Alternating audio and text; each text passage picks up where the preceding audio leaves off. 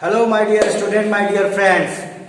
आज आपके लिए जो टॉपिक लेके आया हूं, ये टॉपिक आपके प्रतियोगी परीक्षाओं में 3 से 5 नंबर तक के आपको प्रश्न प्रोवाइड कराते हैं, यानी उपलब्ध कराते हैं। तो इस टॉपिक को यदि आप अपने प्रतियोगी परीक्षा में हिंदी की परीक्षा देने वाले हैं तो ये टॉपिक आपके लिए मील का पत्थर साबित होने वाला है। ये सेशन आपके लिए मील का पत्थर साबित होने वाला है। इस सेशन को जरूर कीजिए। ये सेशन आपको अपने प्रतियोगी परीक्षाओं में, आप जिस प्रतियोगी परीक्षाओं की तैयारी कर रहे हैं, खास करके इस समय यूपीएसआई का जो प्रतियोगी परीक्षा आने वाला है, इसमें तो ये टॉपिक बहुत इंपॉर्टेंट है कि आना ही आना है। और इस टॉपिक को अगर आप अच्छे से समझ लेते हैं तो मैं गारंटी दे रहा हूं कि आप यूपीएसआई का जो है कि हिंदी का जो टॉपिक है, ये वाक्यगत अशुद्धियां और उनका शोधन, इसमें से जो भी प्रश्न आएंगे उसको आप सॉल्व कर लेंगे। ये बहुत ही जो है कि ऐसा टॉपिक है जो आपको बिना पढ़े समझ में नहीं आ सकता, क्योंकि देखने में शुद्ध होते हैं परंतु इसमें बहुत सारी अशुद्धियां होती हैं और ये टॉपिक आपको कहीं ना कहीं फंसा देता है। तो आज इसकी भी जो कमजोरी है आपको उसको दूर करेंगे, आपके सपनों को साकार करने के लिए एक कदम और आगे बढ़ाएंगे। तो आइए आज का जो सेशन है उसको हम शुरू करते हैं। सेशन का नाम है, फिर से मैं आपको बता दूं, वाक्यगत अशुद्धियां और उनका शोधन, यानी वाक्यों का शुद्धिकरण कैसे होता है। देखिए, वाक्य एक ऐसी चीज है जिसका शुद्ध होना बहुत जरूरी है। मानव हर क्षेत्र में शुद्धता चाहता है और वाक्य भाषा का जो है कि एक रूप है। अगर आपकी भाषा शुद्ध है तो आप उससे आपकी जो है कि व्यक्तित्व का जिज्ञासा या व्यक्तित्व के बारे में जाना जा सकता है। यानी वाक्य का शुद्धता बहुत जरूरी है, व्याकरण की दृष्टि से भी और एक दैनिक जीवन की दृष्टि से भी। क्योंकि कोई भी मनुष्य जब कुछ वाक्य बोलता है या भाषा को बोलता है तो उसकी शुद्धियों का उसे विशेष ध्यान रखना चाहिए, क्योंकि वाक्यगत अशुद्धियों के कारण अर्थ का अनर्थ भी बन जाता है। यानी आपके व्यक्तित्व में अगर ज्यादा व्यक्तित्व आपको अच्छा करना है तो आपकी जो वाक्य है, आपकी जो भाषा है वो शुद्ध होनी चाहिए। अगर थोड़ी सी भी अशुद्धि अगर वाक्य में हो या भाषा में हो तो आपके व्यक्तित्व में बट्टा लग सकता है। तो आज हम बात करेंगे वाक्यगत अशुद्धियां और उनके शोधन के बारे में, क्योंकि किसी भी प्रतियोगी परीक्षा में जिसमें हिंदी से संबंधित प्रश्न आते हैं तो उसमें ये टॉपिक जरूर आता है। और ये टॉपिक देखने में बिल्कुल साधारण सा है, लेकिन जब तक आप इसको समझेंगे नहीं तो आप अपने हाथ से 3 से 5 नंबर गंवा सकते हैं। तो 3 से 5 नंबर बचाइए, अपने को सपनों को साकार कीजिए और इस टॉपिक को हल कीजिए। चलिए, नमस्कार, जय हिंद। आप सभी लोगों का स्वागत है हमारे इस YouTube चैनल में। ये जो टॉपिक है, ये टॉपिक बहुत विशेष टॉपिक है, इसको बहुत ध्यान से देखिएगा, बहुत ध्यान से पढ़िएगा, क्योंकि यही टॉपिक आपको एक ऐसा टॉपिक है जिसको आप हल्के में लेते हैं, लेकिन इसको हल्के में लेने की गलती मत करें। मैं बार बार आपसे ये कर रहा हूं, क्योंकि बहुत सारी परीक्षाओं में इस टॉपिक से जब बच्चे आते हैं बाहर तो कहते हैं मैंने सब कुछ पढ़ा था लेकिन इस टॉपिक को हल्के में ले लिया था। तो इसको हल्के में लेने का आपको जरूरत नहीं है, इसको आपको सीरियस लेना पड़ेगा। है बिल्कुल साधारण सा टॉपिक, बस एक बार समझने की देरी है। चलिए आज बताते हैं हम आपको वाक्यगत अशुद्धियां उनके शोधन के बारे में। देखिए, वाक्यगत अशुद्धियां जो है ये प्रतियोगी परीक्षाओं में पूछी जाती है। ऐसे ऐसे प्रश्न आते हैं जिसमें आपको देख के बता नहीं सकते कि इसकी अशुद्धियां कहाँ है। मैं आज आपको ये बताऊंगा कि अशुद्धियां कैसे कैसी होती हैं। तो सबसे पहले मैं आपको बताता हूं कि वाक्यगत अशुद्धियां कितने प्रकार की होती हैं। तो दोस्तों, वाक्यगत अशुद्धियां की 5 प्रकार हैं, यानी 5 तरह के इसको जो है कि वर्गीकृत किया गया है। इसी में से आपके वाक्य में अशुद्धियां पाई जाती हैं। चलिए आइए देखते हैं वो 5 कौन कौन से हैं। तो पहला जो है उसे हम लोग कहते हैं वर्तनीगत अशुद्धियां। क्या कहते हैं? वर्तनीगत अशुद्धियां। वर्तनीगत अशुद्धियां कहते हैं दोस्तों, जहां पे स्वर और व्यंजन से अशुद्धियां पाई जाती हैं।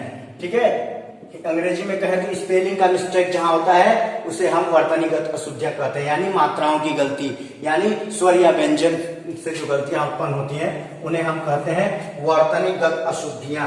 फिर दूसरा होता है शब्द निर्माण की अशुद्धियां। किसका होता है? शब्द निर्माण की अशुद्धियां। शब्द निर्माण की अशुद्धियां, शब्द निर्माण की अशुद्धियां, यानी शब्द से संबंधित जो अशुद्धियां होती है इसके अंतर्गत आती हैं शब्द निर्माण की अशुद्धियां, है ना। इसके अंतर्गत शब्द से जो है कि आधारित, शब्द पे आधारित अशुद्धियां आती हैं। तीसरा जो है जिसे हम लोग कहते हैं दोस्तों शब्द चयन अशुद्धियां। क्या कहते हैं? शब्द चयन की अशुद्धियां। शब्द चयन की अशुद्धियां, यानी जो शब्द चयन करना वो हमने नहीं किया अपने वाक्य में, तो उस गलती को हम कहते हैं शब्द चयन की अशुद्धियां। क्या कहते हैं? शब्द चयन की अशुद्धियां।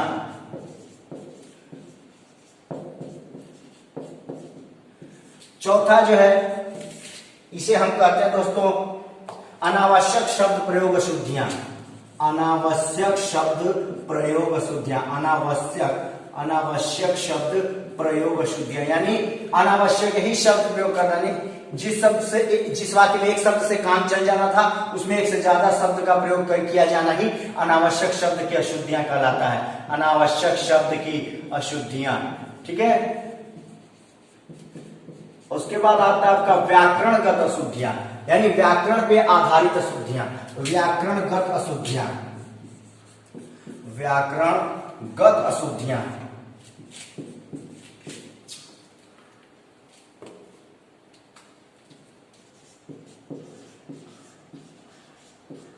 व्याकरणगत अशुद्धि यानी व्याकरण से संबंधित अशुद्धियां जैसे संज्ञा, सर्वनाम, लिंग, क्रियावचन, क्रिया विशेषण, इन सब पर आधारित जो गलतियां होती हैं, जो अशुद्धियां होती हैं, उन्हें हम व्याकरणगत अशुद्धियां कहते हैं। क्या कहते हैं? व्याकरणगत अशुद्धियां कहते हैं।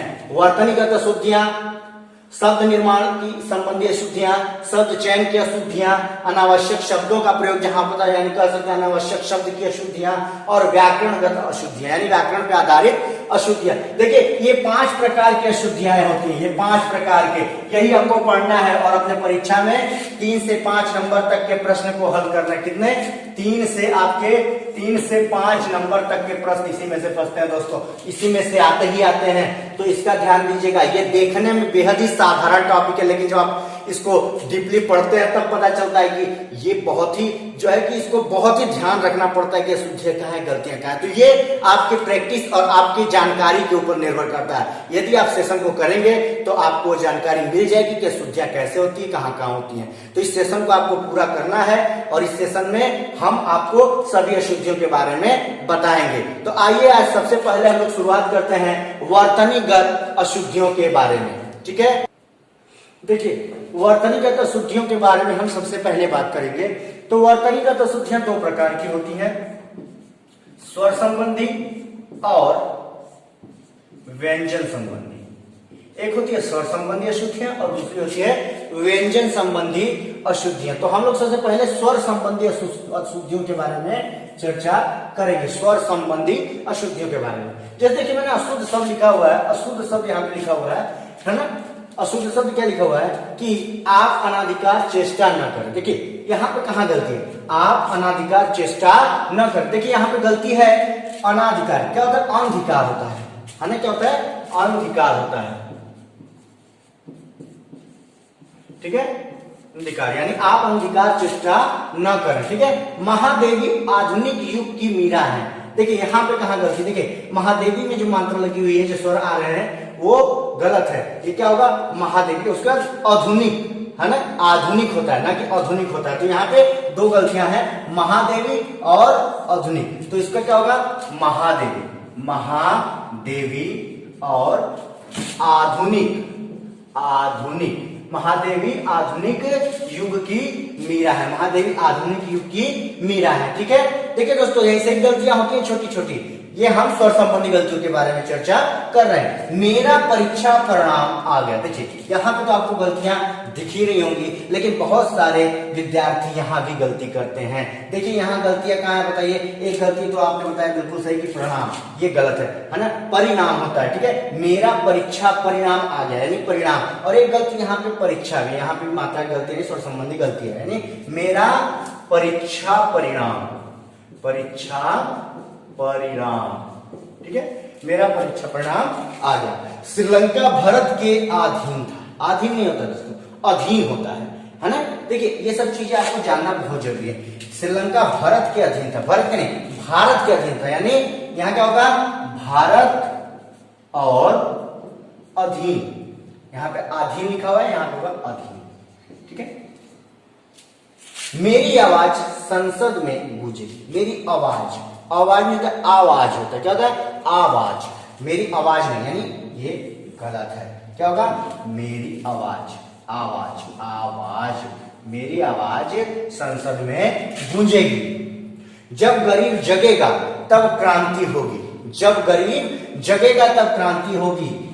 अब इसमें देखते हैं, जब गरीब जगेगा, यानी देखिए जगेगा नहीं होता, जागेगा होता है। जगेगा अशुद्ध शब्द है, स्वर की दृष्टि से वर्तमान अशुद्ध है, यानी जब गरीब जागेगा, यानी क्या होगा यहाँ, जागेगा, जागेगा। जब गरीब जागेगा तब क्रांति होगी। क्रांति की यहाँ पे मात्रा गलत होता है, क्रांति की मात्रा क्या, तो क्रांति, क्रांति। जब गरीब जागेगा तब क्रांति होगी, जब गरीब जागेगा तब क्रांति होगी। देखिए ये आपको जरूर साधारण लग रहा होगा, जरूर आसान लग रहा होगा, लेकिन जब आप प्रैक्टिस करोगे तो मैं गारंटी दे रहा हूं कि अगर आप सेशन नहीं लिए, ये सेशन जो मैं पढ़ा रहा हूं, इस सेशन को यदि आप ले रहे हो तो मैं गारंटी दे रहा हूं कि आप 98% क्वेश्चन को एकदम सही कर दोगे। 98% क्वेश्चन को आप सही कर दोगे। 2% जो गलती होगी वो भी मैं आपको बता दूं, वो आपकी जो है कि वर्तनी की दृष्टि में ही गलत होगी, बाकी दृष्टि में गलत नहीं होगी। यानी छोटी की मात्रा, बड़ी की मात्रा, इसका बहुत सारा ज्ञान आपको लेना पड़ेगा, ठीक है। और नहीं तो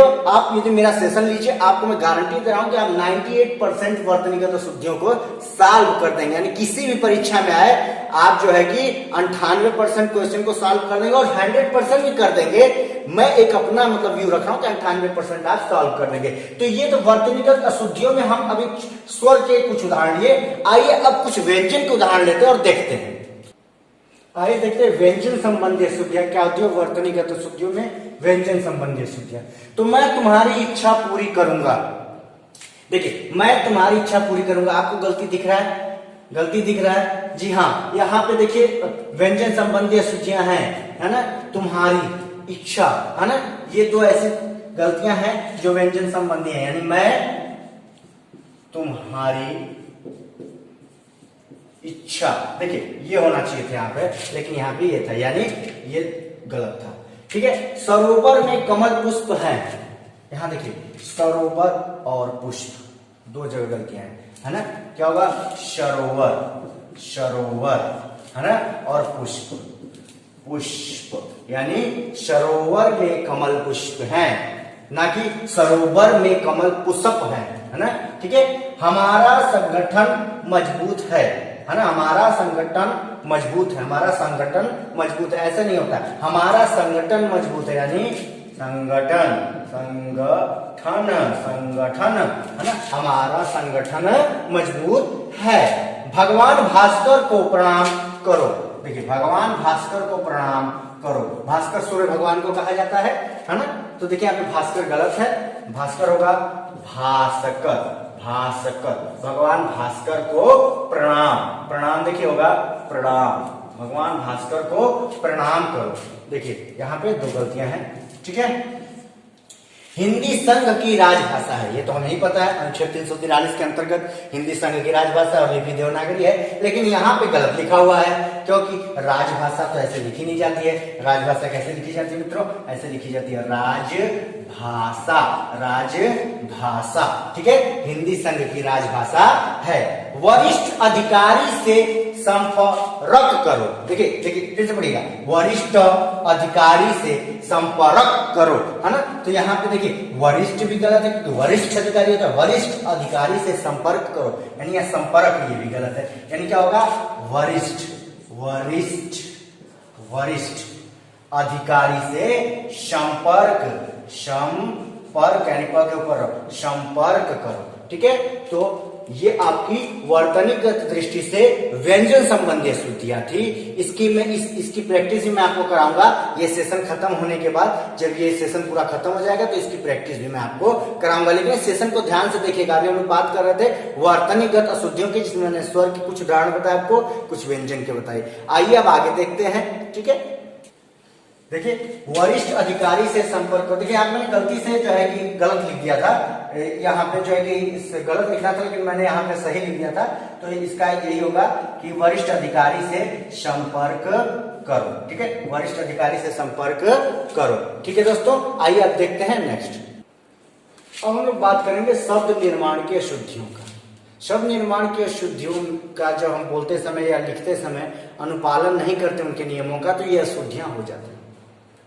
अभी मैं देखिए आपको समझा रहा था, तभी मैंने सही लिखा हुआ ध्यान न देते हुए गलत करते, यानी जानकार व्यक्ति भी इस गलतियों को कर देता है। इसीलिए इसको बहुत ध्यान से करना पड़ता है। तो इस ध्यान को आपको लगाना पड़ेगा। यानी आप जानते हो और जानते हुए भी कभी कभी जल्दीबाजी में गलती हो जाती है। तो इसीलिए इस सेशन को मैंने लाया है कि ये गलतियां आपसे ना हो। क्योंकि मेरा पीछे मैंने संपर्क में थोड़ी सी गलती कर दी थी, मुझे गलत लिखना था लेकिन मैं सही लिख दिया था और उसको गलत कर दिया, लेकिन मैं फिर उसको दिमाग में मेरे आया और मैंने फिर ठीक कर दिया। तो ये बात आप ध्यान दीजिएगा कि जानकारी के बावजूद ये गलतियां होती हैं। इन्हीं गलतियों को बचा करके हमें 3 से 5 नंबर अर्जित करने हैं। ठीक है, तो इस बात का आप विशेष ध्यान दीजिएगा। इस सेशन आपके लिए बहुत फायदेमंद होगा। इस सेशन को पूरा देखिएगा, छोड़िएगा मत। आइए देखते हैं। तो शब्द निर्माण संबंधी शुद्धियों के बारे में बात करेंगे। तो इस जनपद की ऐतिहासिकता संदिग्ध है ना। देखिए यहाँ पे कहा गया इस जनपद की ऐतिहासिकता संदिग्ध है। देखिए ऐतिहासिकता नहीं, ऐतिहासिकता होती है। यानी यहाँ पे क्या होनी चाहिए, एक होना चाहिए, यानी ऐतिहासिकता। ठीक है, ऐतिहासिकता, ऐतिहासिकता।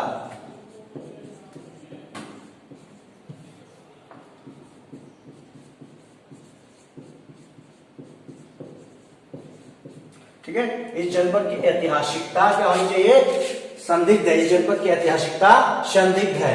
आपकी मनोकामना पूरी हो। मैं भी चाहता हूं कि आपकी मनोकामना पूरी हो, लेकिन इस मनोकामना में एक गलती है। मुझे ये कहना चाहिए आपको कि आपकी मनोकामना पूरी हो, यानी आपके मन की जो इच्छा पूरी हो। यानी यहाँ पे क्या होगा, मनोकामना। क्या होगा, मन। देखिए बहुत ध्यान से कीजिएगा, और ये जो परीक्षा में आएगा तो घबरा के मत कीजिएगा, हाँ जल्दी जल्दी आ रहा है, उसी में कहीं ना कहीं गलती हो जाता है। ठीक है, मनोकामना, मनोकामना, आपकी मनोकामना पूरी हो। मैं किसी आवश्यकीय कार्य से बाजार गया। ठीक है, मैं किसी आवश्यकीय कार्य से बाजार गया। देखिए यहाँ पे तो एक गलती हमें ये मिल गया, बाजार। क्या होगा, बाजार। अब एक गलती है आवश्यक, यहाँ क्या होगा, आवश्यक। आवश्यक, आवश्यक कार्य से बाजार गया, बाजार गया है, बाजार नहीं गया, बाजार गया। आवश्यक कार्य से बाजार गया। मैं कृष्ण को योगी, श्री कृष्ण को योगी राज कहा जाता है। क्या कहा जाता है, योगी राज कहा जाता है। यानी यहाँ पे योगी राज में गलती है, तो यहाँ पे क्या होगा, योगी राज, योगी राज, योगी राज। ठीक है, निस्वार्थ भाव से सेवा करो। आप अपनी पढ़ाई निस्वार्थ भाव से करो, आप जरूर सफल होगे। मेहनत से करो, आप जरूर सफल होगे। लेकिन यहाँ निस्वार्थ में एक गलती है दोस्तों, वो क्या है, निस्वार्थ भाव से सेवा करो, निस्वार्थ भाव से सेवा करो। देखिए ये छोटी छोटी गलतियां हैं, आपकी जानकारी में भी हो सकती है। इसीलिए इस टॉपिक को साधारण कहा जाता है, लेकिन ये उतना साधारण होता नहीं, क्योंकि ये टॉपिक आपसे कब गलतियां करवा दे ये आपको खुद को भी नहीं पता होता। लेकिन अगर आप प्रैक्टिस किए हो तो आप अपनी गलतियों को खुद पकड़ लोगे। ठीक है, ये गलतियां पकड़ने की जो तरीका होता है, ये कैसे आता है, ये इसकी जानकारी से आता है। आपको जानना पड़ता है गलतियां कहाँ कहाँ हो सकती हैं। ठीक है, तो ये आपका शब्द निर्माण की अशुद्धियां हैं। अब आइए आगे देखते हैं अगली अशुद्धियां क्या है।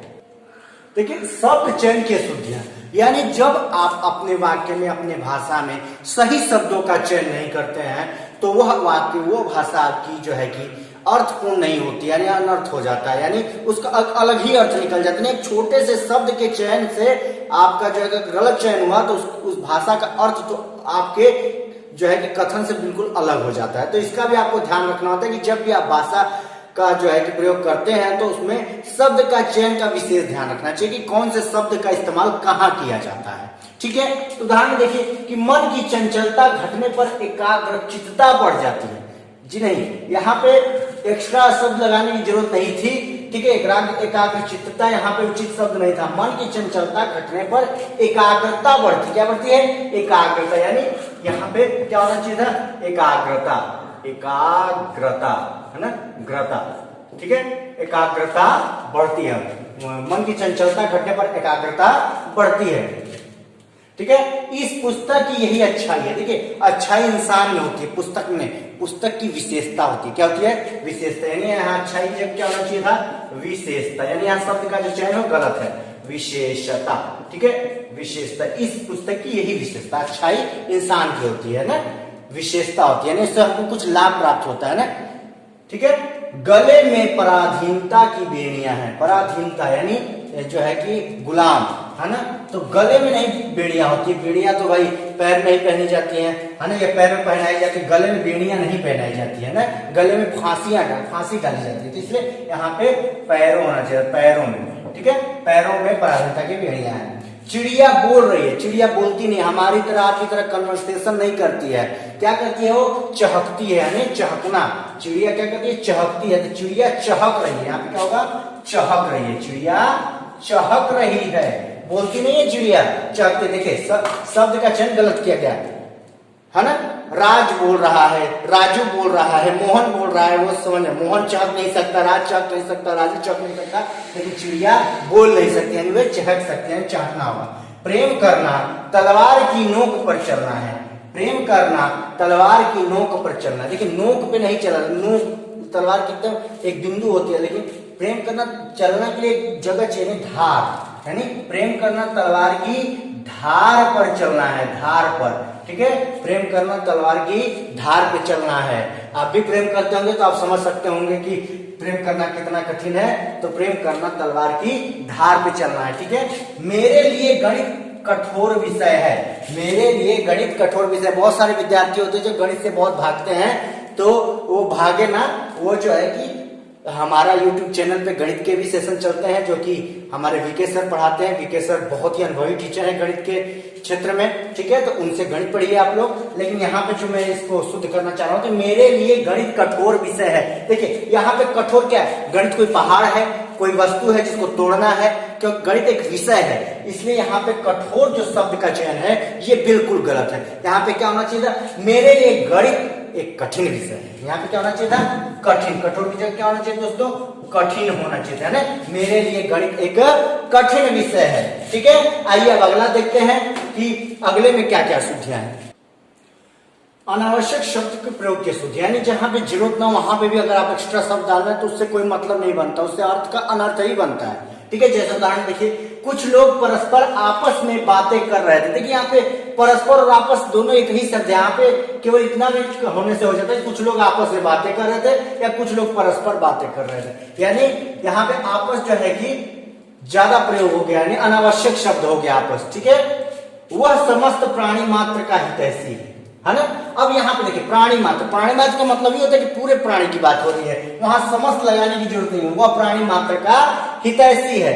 तो यहाँ पे ये समस्त अनावश्यक शब्द है, ठीक है। सभी छात्रों में गोपाल बहुत श्रेष्ठ है ना। श्रेष्ठ अपने आप में ही सबसे ज्यादा अच्छा की बात करता है ना। तो यहाँ पे क्या है? बहुत जो है कि अनावश्यक शब्द है। तो बहुत सारे ऐसे शब्द आपको परीक्षा में मिल जाएंगे जो अनावश्यक ही प्रयोग किए जाते हैं। अब बात करेंगे व्याकरण की अशुद्धियां के बारे में। तो देखिए व्याकरण की अशुद्धियां संज्ञा, सर्वनाम, लिंग, वचन, क्रिया, क्रिया विशेषण, अव्यय, पदगम, कारक आदि पर निर्भर होता है। देखिए जैसे उदाहरण में लिखा है कि यह लड़कियां परीक्षा में प्रथम आई। देखिए यहाँ पे ध्यान दीजिएगा, यह लड़कियां परीक्षा में प्रथम आई। अब देखिए वचन की दृष्टि से गलत है, क्योंकि यहाँ बात एक ही की हो रही है, लेकिन यहाँ पे हमने गलत लिखा है, ठीक है। यहाँ क्या होगा? यह लड़की, ये लड़की परीक्षा में प्रथम